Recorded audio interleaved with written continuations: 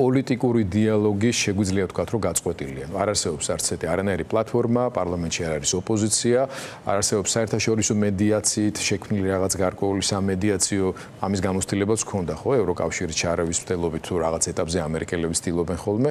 ნუ ახლა ისეთი შეგრძნება თითქოს რაღაც ორი საქართველო პარალელურ რეჟიმში ცხოვრობს, ვაჩვენებთ თავს ერთმანეთს და სხვებსაც, რომ პირდაპირ გადაკვეთის წერტილები არ გვაქვს, ან თუ გვაქვს, ისეთ შემთხვევაში ძალიან არასასიამოვნო, ასე ვთქვათ, პროცესები ვითარდება ხოლმე.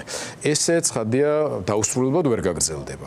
ამისთვის ნორმალურ მეტნაკლებად თუნდაც ნორმალურ გარემოში არსებობს სიტუაციის განმუხტვის, გადატვირთვის პოლიტიკური მეთოდები, ასეთია არჩევნებიც მათ შორის.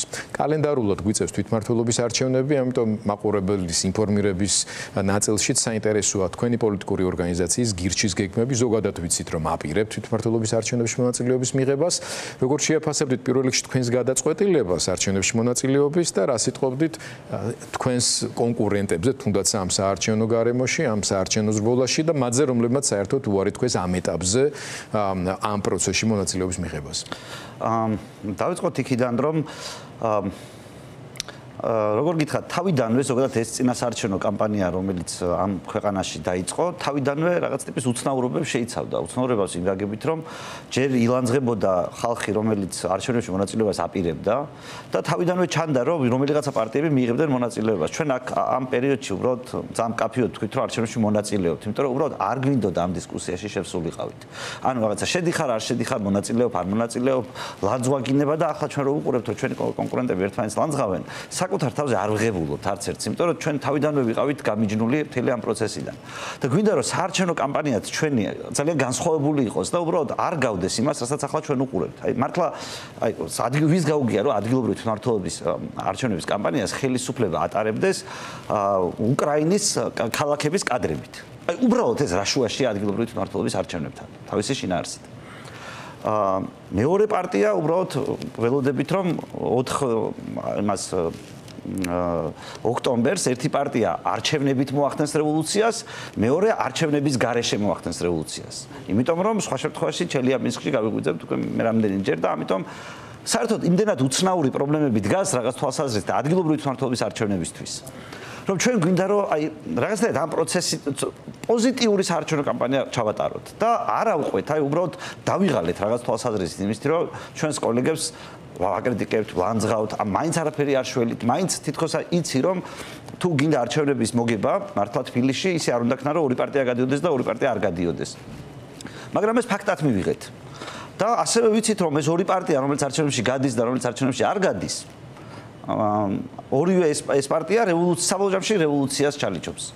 იმიტომ რომ არც ერთი არ უშვებს მაგალითად თანამშრომლობას. აი რაღაცა მონაწილეობა არჩევნებში. რაღაც ხმები აიღე. გახდი თბილისის საკრებულოს რაღაცა. ან მოიგე პირობითად ჩვენი კოლეგების განმოსახედიდან ამ შემთხვევაში. პოზიცია რა არის? თუ მოიგე თბილისის არჩევნები, რევოლუციას აწყობ? ანუ ამ ადგილობრივ ხო ყველა ორივეს პასუხი ხო ეს არის. ხო და ჩვენ არ გვინდა ამაში შესვლა, ანუ ჩვენ არ გვინდა გავიმიჯნოთ რევოლუციურ სცენარს. და გვინდა ვთქვათ, რომ აი ჩვენ ამ შემთხვევაში სხვანაირი კამპანია გვექნება. და უბრალოდ ტესტავთ, დიდი მადლობა მინდა გითხრათ იმისთვის, რომ მოგვეცით საშუალება რაღაცნაირად იდეა გავტესტოთ თქვენი ეთერის მეშვეობით, იმიტომ რომ დიდი ხანია, მაგალითად ჩვენ ვიცით, რომ გამოვაცხადეთ პრაიმერისი, მაგრამ მე რაღაცნაირად არც ერთს არ შეყვამის мотиваცია, რომ ბოლომდე ეს პრაიმერისი მხოლოდ მერობის კანდიდატის შერჩევას უკავშირდება თუ სიის და მაჟორიტარების შერჩევას? არა, სხვაგან ანუ პრაიმერისი იყო მარტო მერის არჩევნებთან დაკავშირებით, იმიტომ რომ დანარჩენთან მიმართებაში არსებობდა კონსენსუსი, ანუ საკრებულოს სიებზე და სხვა რაღაცებზე კონსენსუსი არსებობდა. ამიტომ მარტო მერობის არჩევასთან დაკავშირებით იყო, მაგრამ როგორც მივხვდით, პრაიმერისი საჭირო არ გახდა, იქიდან გამომდინარე, რომ არც ერთი ვინც მონაწილეობდა პრაიმერიში, მე საბო და სანდრო ვიყავით, არ ვიყავით აი აქტივისტები, რომ ჩვენ გვინდა მერობის არჩევნებში მონაწილეობა, მაგრამ სულ ქონდა ერთი იდეა და რაღაცნაირად ჩავთვალეთ, რომ ამ არჩევნებში შესაძლებელია ამ იდეის გატესტვა. და იმ შემთხვევაში თუ პირობითად დავინახავთ, რომ საზოგადოებას ეს იდეა მოსწონს, ჩვენ დავიწყებთ ამ იდეაზე მუშაობას და მათ შორის რადიკალური ფორმებით იმ გაგებით, რომ კამპანიას დიდწილად ამ იდეაზე ავაგებთ. და რა არის ეს იდეა? ეს იდეა არის დედაქალაქის თბილისიდან ქუთაისში გადატანის იდეა. ჩვენ გვინდა რომ აი როგორც თავის დროზე პარლამენტში ერთი იდეა გქონდა ერთ კამპანიაზე, რომ ადამიანს ეს იყო სახალხო დამცველის კამპანია, სადაც ვამბობდით, რომ ადამიანს ეკუთვნის საკუთარი სხეული. მოდი ეს იდეა გავიტანოთ. და ჩვენ გირჩი დარწმუნებულები ვართ, რომ საქართველოს ისტორიული დედაქალაქი იყო ქუთაისი და უნდა იყოს ქუთაისი.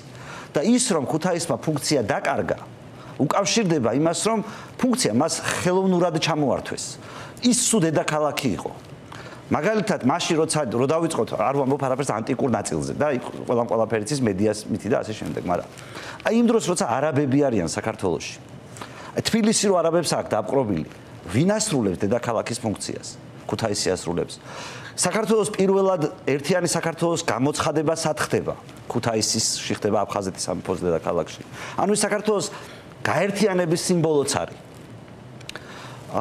დავით აღმაშენებელმა მას მიცა საგანმანათლებლო როლი, რომელიც მას ჰქონდა, მათ შორის მაშინაც კი მე-19 საუკუნეშიც კი ჰქონდა რაღაცნაირად. აი, როდესაც კარგავდა სამეფო დედაქალაქის ფუნქციას, იმიტომ რომ დავით აღმაშენებელმა თბილისში გადაიტანა, ქუთაისი გელათის აკადემიის ფუნქციას იბრუნებდა. ან მერეც, როდესაც ერთიანი საქართველო დაიშალა, ქუთაისი სულ დედაქალაქია.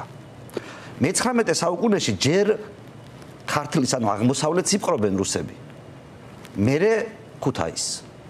განსხვავებით ერეკლე მეფისგან, რუსეთთან მებრძოლი ორი იმერელი მეფე წმინდანია. იმის გამო რომ რუსეთს ებრძოდა. წმინდანები არიან რუსეთს შეწერული პატრიარქები ქუთაისიდან, იმიტომ რომ საპატრიარქო ტახტიც ყოველთვის ძლიერი იყო. ქუთაისის საპატრიარქო ტახტი, ანუ ქუთაისელები, ვინაიდან მათ შედარებით გვიან დაკარგეს დამოუკიდებლობა, მე-19 საუკუნის თერგდალეულთა მოძრაობაში გადამწყვეტი მნიშვნელობის არიან ილია ჭავჭავაძესთან ერთად. თბილისის უნივერსიტეტის დაფუძნების დროს ივანე ჯავახიშვილმა ფული თბილისში ვერ იშოვა, იმიტომ რომ უნივერსიტეტისთვის ფული რო უნდა და სულ ან რუსულ, ან ტექნიკურ, ან ასეთ უნივერსიტეტებს თავაზობდნენ. ქუთაისში როცა ფული მოითხოვა, უთხრეს რომ ქართული უნივერსიტეტი უნდა დაფუძნდეს. მას შემდეგ რაც კომუნისტებმა ხო, ამიტომაც იყო საგანმანათლებლო ცენტრი, ამიტომ იყო ცისფერყანწელები, ამიტომ იყო გალაქტიონტაბიძე, ამიტომ იყო მაიაკოვსკი, ამიტომ იყო ის განსხვავებული და მას შემდეგ რაც კომუნისტები მოვიდნენ, ქუთაისს ყველანაირი ფუნქცია ჩამოართვეს და გახადეს ინდუსტრიული ქალაქი. მერე შევარდნაძის დროს გახდა ქურდების ქალაქი. მიხეილ სააკაშვილმა ცადა დაბრუნება რაღაც ფუნქციის, მაგრამ დააბრუნა შენობა და არა ძალაუფლება. ხოლო ბიძინა ივანიშვილმა და ქართულმა ოცნებამ საერთოდ ყველანაირი ფუნქცია დაუკარგა ქუთაისს. ქუთაისი უნდა იყოს დედაქალაქი, ეს არის ჩვენი ტრადიციების აღდგენა. ეს არის ქვეყნის ცენტრში სწორი იდეა დედაქალაქის გადატანის. თბილისისთვის ეკონომიკური თავარი ეკონომიკური ქალაქის ფუნქციის მიცემა, როგორც არის მაგალითად ვაშინგტონი და ნიუ-იორკი. პოლიტიკური ფუნქცია ხელს უშლის თბილისს. მიტინგები, არეულებები ასე შემდეგ და ასე შემდეგ. ამიტომ ჰავა უკეთესი საჭმელი დასავლეთში არავის არ დაეწონება მოგეხსენებათ. აგერ ვიზიარიც კი იაფად დაფრინავს დიპლომატებს თუ ჩამოფრენა უნდათ. არ არსებობს ფაქტობრივად კონტრარგუმენტი თუ ამაზე ვინმე სერიოზულად იფიქრებს. რატომ არ უნდა იყოს ქუთაისში დედაქალაქი და რატომ არ უნდა ქონდეს ეს ფუნქცია ქუთაისს? მაშინ როცა სხვა არც ერთი ფუნქცია არ გააჩნია, არც არის მათი სამეფო ქალაქია. ქართულ მეფეთა საძვალე იქ არის. გესმის, ანუ თუ მართ თამარ მეფის საფლავი მანდარის. ის და სხვაგან ვეძებთ. და წარმოიდგინეთ, რომ აი მინდა რომ ეს იდეა გავტესტოთ. თუ ამას ექნება გამოხმაურება თბილისში, იმიტომ რომ თბილისში ხო საცობები, გადატვირთულობა, ყველაფერი ხო დედაქალაქს მოაქვს. თუ გვინდა ეს გამტვირთოთ, საინტერესო და მნიშვნელოვანი იდეა არის, მაგრამ გვინდა რომ ქუთაისის მერად რო იყრიდე, კენჭი შეიძლება უფრო ადეკვატური იყოს. ხო და აი თუ ეს იდეა მიიღო ხალხმა, მე კენჭს ვიყრი ქუთაისის მერად. აჰა, გესმით? მთელი მუღამი ამაში მდგომარეობს და მაგრამ ამ იდეას ჩვენ შიგნითაც ყავს კრიტიკოსები. ანუ ადამიანებს ცოტა გარისკვა არ უნდათ, მათ შორის ჩვენ სათათბიროს წევრებს. მე ვიფიქრე ასე, მომეჩვენა ყოველ შემთხვევაში, რომ ამ იდეის გატესტვას თქვენ არჩევნების მეშვეობით აპირებდით, ანუ არჩევნებზე გამოჩნდებოდა შედეგები. მაგრამ თქვენ ამბობთ, რომ მანამდე გსურთ გატესტოთ რაიმე ფორმით, რომ იცოდეთ როგორი განწყობა, რომ მიიღოთ გადაწყვეტილება ქუთაისის მერობის კანდიდატად იყაროთ კენჭი თუ არა. აი, როგორ უნდა გატესტოთ წინასწარ მაშინ ამას ელით რო რაღაცა ტიპის აი, გეტყვით ახლა. ნახეთ, მთელი ჩვენი პრობლემა მდგომარეობს იმაში, რომ ისეთი საგიჟეთია პოლიტიკური ველზე, რომ ასეთი იდეების გატესტო არის საშიში, იმიტომ რომ უბრალოდ აი სხვადასხვა ტიპის გიჟური რაღაცეები, რაღაც საფრთხეები შენ ამ თემიდან სულ გადაგაგდებს სხვაზე და ადამიანებს ყურადღების მიღმა რჩებათ. ჩვენ ეს იდეა ახლა არ დაგვბადებია, დიდი ხანი არსებობს. მაგრამ რამდენად სწორი დროა მისი ახლა გასასროლად, თორე ჩვენ ეს იდეა კი არ დაგვავიწყდება. მომავალში სხვანაირად კი არ მოგვინდება. თქვენ შეხვდებით თქვენი ოპონენტების თავი არგუმენტი რა იქნება, რომ თავისთავად მარტო ქუთაისის თემა კი არა, ასეთი ტიპის იდეებით შემოსვლა იმ არჩევნებში, იმ ქვეყანაში, სადაც ხელისუფლება ამბობს, რომ ახლა უკვე ოქტომბერში საკონსტიტუციო სასამართლოს მიმართავთ კომისიის დასკვნის საფუძველზე პოლიტიკური პარტიების ძირითადი ნაწილის აკრძალვასთან დაკავშირებით, პოლიტიკური პარტიების ლიდერების ასევე დიდი ნაწილი ციხეებში არიან გამომწვეულები, პოლიტიკური ოპონენტების, აქტივისტების მიმართ სისხლის სამართლებრივი დევნა გრძელდება ისეთ საქმეებზე, თქვენ ამაზე გისაუბრიათ განსაკუთრებით იგივე მზია ამალობელთან დაკავშირებით და არ იქნება ეს არავისთვის მოულოდნელი სიტუაციის სიმძიმის აღწერის თვალსაზრისითაც და ხელისუფლება რო არ იძლევა ამ არათუ პოზიტიური, საერთოდ ნორმალური კონკურენტული კამპანიის წარმართვის საშუალებას, რამდენად შესაძლებელი და დროული არის მართლა წასვლა. სწორი კითხვა, ანუ რისკიც ეს არის თუ ეს არ არის, მაშინ რა არის ამის ალტერნატივა? კი ბატონო, აი მაგას გეტყვით, ანუ აბსოლუტურად სწორად შენიშნეთ ყველაფერი. არაფერი არ მაქვს საწინააღმდეგო. უბრალოდ აი იმის მიუხედავად რომ ეს ხდება, უნდა გავრისკოთ თუ არა და მართლა ეს იდეა წამოვწიოთ თუ არა, მათ შორის ისე რომ პარტიის ლიდერი ამ შემთხვევაში მიდიოდეს დედაქალაქში, ანუ ჩვენ თუ გჯერა რომ ქუთაისი არის ნამდვილი დედაქალაქი და იყოს დედაქალაქი, მაშინ მე მევალება რა თქმა უნდა ვიყოთ ქუთაისის მერობის კანდიდატი. მაგრამ აი შეიძლება საზოგადოება არ არის მზად, თავარი რისკი არის საზოგადოება არ არის მზად. ქუთაისელებმა რო არ დაიჯერონ. და თუ შენ ხედავ რომ საზოგადოებაში გამოხმაურება არ მოყვება, არ გამოვა, არ გვინდა რაღაცა, ანუ ისეთი არგუმენტები ითქვა და საზოგადოების დამოკიდებულად ნახა, მაშინ ჩვეულებრივ კლასიკურ კამპანიაში თბილისის მერობისთვის, როგორც პირობითად დანარჩენი ჩვენი კოლეგები მონაწილეობენ, ოღონდ კონკრეტული პრობლემების გაშუქებით, რასაც უკვე ჩვენ ვიწყებთ, ნელა ისედაც ეს ხელს არ შეუშლის ჩვენს კამპანიას, სხვადასხვა ადგილებში, მათ შორის საყოფაცხოვრებო, ტექნიკური, მაგალითად ძალიან მარტივად გეტყვით, ჩვენ თბილისისთვისაც გვაქვს როლი. თბილისი უნდა იყოს ქვეყნის ეკონომიკური დედაქალაქი. და მაგალითად არ შეიძლება თბილისი, რუსთავი ხო თბილისის ნაწილია, ჩვენ ხო ყველას გვესმის.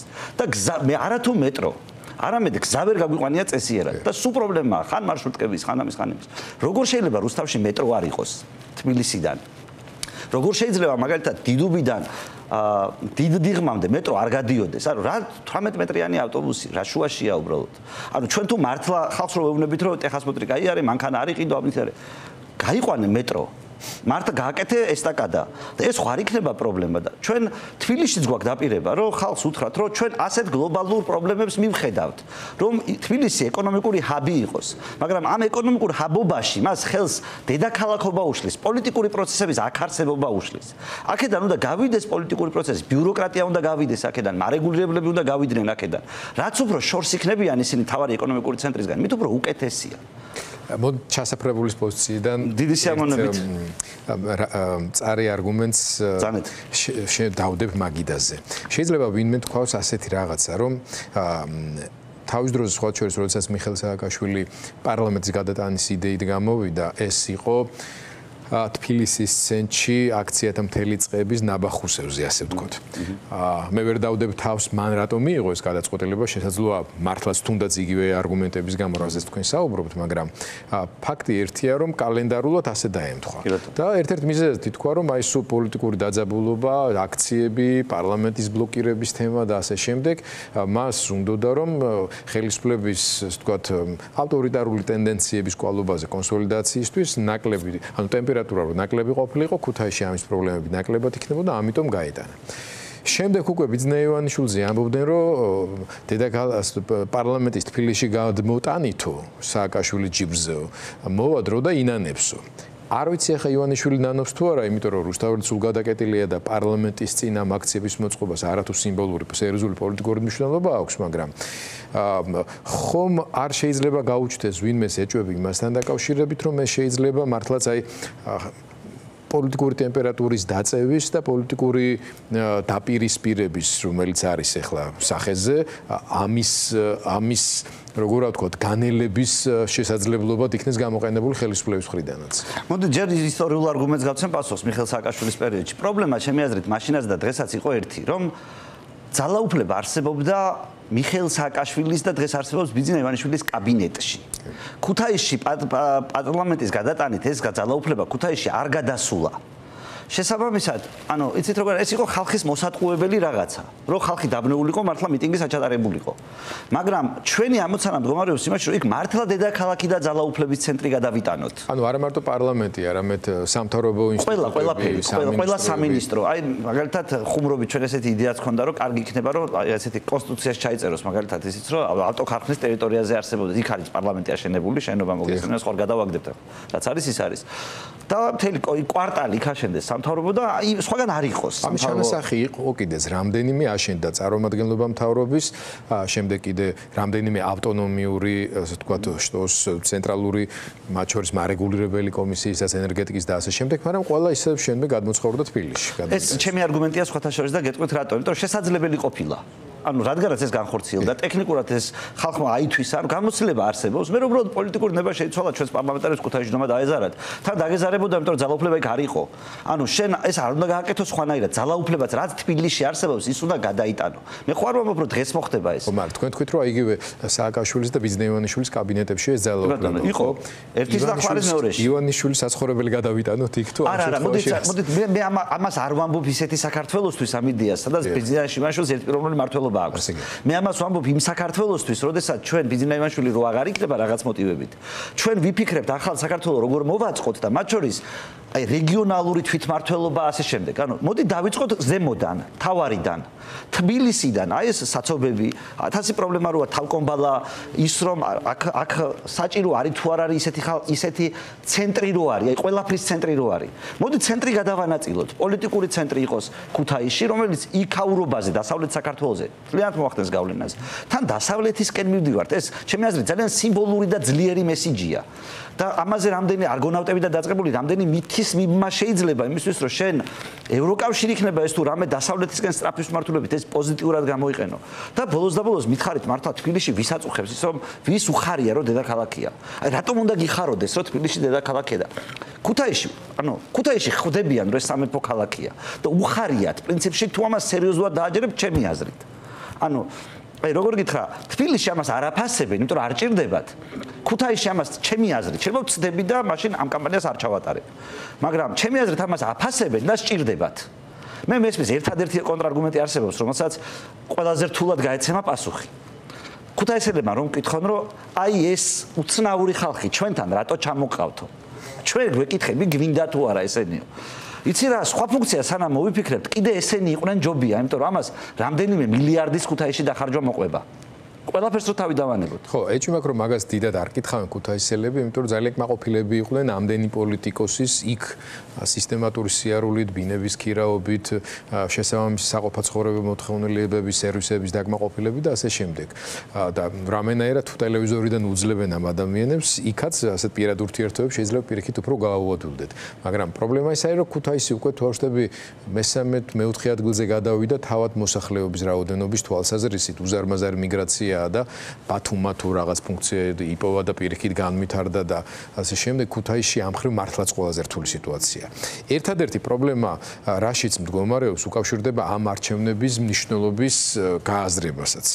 თქვენი ოპონენტები მათ შორის როგორც ვატყობ მე ხელისუფლებაც ამ არჩევნებსაც უყურებს როგორც ოპოზიციის სრული დელეგიტიმაციისა და განადგურების ამოცანას.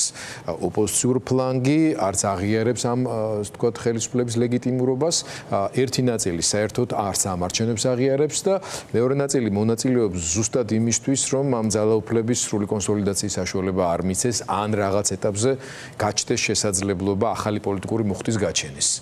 თქვენი აზრით რა უფრო სწორი იქნებოდა ოპოზიციური ფლანგიდან ამ ტიპის ხელისუფლებასთან დასაპირისპირებლად თვითმმართველობის არჩევნების პერსპექტივაში? შენ სულ ამბობდით ძალიან მარტივად თან მე ხშირად ვითხოვს კიდეც ეს რომ ორი პარტია მონაწილეობს და ორი არ მონაწილეობს ოპოზიციური ნაცების გარეშე მოგება შეუძლებელი იყო ახლა ეს უბრალოდ ეს ჩემი აზრით წარმოუდგენელია ანუ ნაცები თავისი ორი პარტიით ამ შემთხვევაში თქვენ გულისხმობთ მათ შორის 5-იანსაც და 4-იანსაც მართალია ეს ნომრები დაკარგეს ანუ ზოგადად ნაცების ამომრჩეველის გარეშე მოგება ადგილობრივ მმართველობის არჩევნებზე ჩემთვის არის წარმოუდგენელი. ანუ რომ ხოცები დაამარცხო და შეცვალო ხელისუფლება და ასე შემდეგ, ამისთვის უნდა თუ ამას აპირებდი, უნდა ყოფილიყო ის რომ დედაქალაქში ყველა პარტიას დაეყენებინა აპარტიული კანდიდატი. მე კანდიდატის სახელი გვარიც კი თქვი ისე იმ კაცთან არ შემითანხმებია მაგალითი რომ მომეყვანა. შეგვახსენეთ ვინ იყო ეს? ბატონი ალექსანდრე ჩივაძე.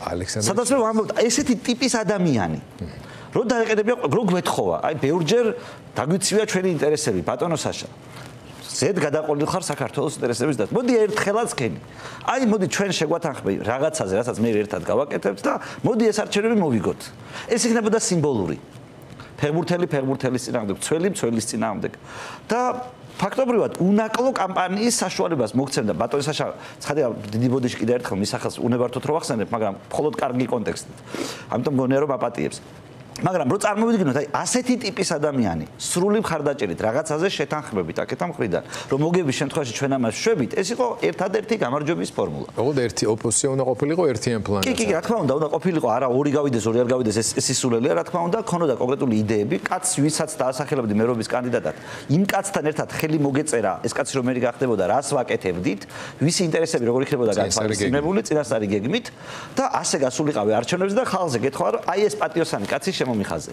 ეს იყო მოგების გეგმა. ეს არ განხორციელდა. შეგნებულად სისულელით მე არ ვიცი. მაგრამ ვინაიდან ეს არ განხორციელდა, ჩვენ ამიტომაც გვაქვს ინტერესი, რომ მოდი იდეა გავისროლოთ, რომ ადამიანებს გავაგებინოთ, რომ მომავალშიც ამის მომენტი დაგვიდგება. თუ გვინდა რომ აი პოლიტიკური ჩვენი შებოჭილობა, ერთპიროვნული მართლობა მათ შორის, აი რაღაცა როგორ გითხრათ, აი ტოქსიკოზი ამ პოლიტიკურ ურთიერთობებში განმუხტოთ. მოდი დეკონცენტრაცია მართლა ძალაუფლების გავაკეთოთ ისე, რომ დედაქალაქი გადავიტანოთ იქ, სადაც მისი ადგილია და ყოველთვის იყო.